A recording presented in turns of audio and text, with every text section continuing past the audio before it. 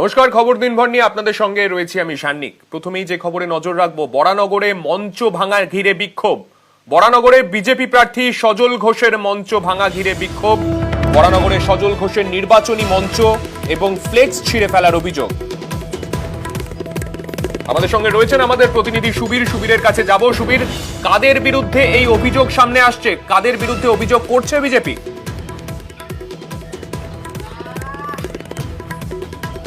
দেখো, বরানগর পৌরসভার 15 নম্বর ওয়ার্ড বনয়নী আবাসন, সেই বনয়নী আবাসনে বিজেপির যে নির্বাচনী যে সভা, সেই সভার মঞ্চ কিন্তু ভেঙে ফেলা হয়েছে এবং বিজেপি প্রার্থী সজল ঘোষ তার যে ব্যানার ফ্লেক্স সেগুলো কিন্তু ছিঁড়ে রাস্তায় ফেলে দেওয়া হয়েছে, ড্রেনে যত্রতত্র পড়ে রয়েছে।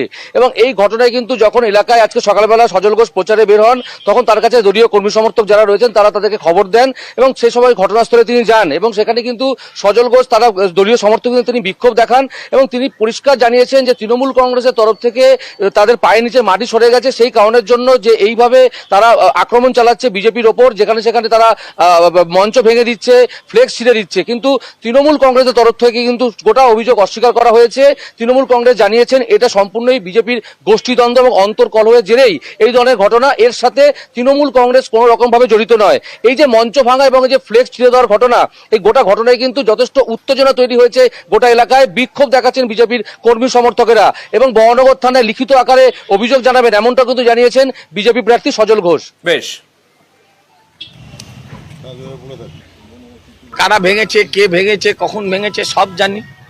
এখন কিছুই করব না, আগে জনতা ভাঙুক, তারপর বাকিটা ওদেরকে প্যাকিং করব আমরা। জনতা 1 তারিখে ভাঙবে, 4 তারিখে রেজাল্ট বেরোবে, তারপর বাকিটা বুঝে নেবে।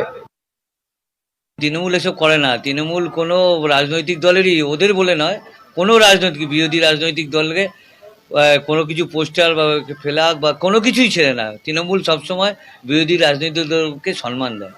এটা ওদের গোষ্ঠীদ্বন্দ্বের ফল। বরানগর ওদের অনেক গোষ্ঠী আছে, সেই গোষ্ঠীদ্বন্দ্বেরই একটা ফল। আর এই বরানগরেই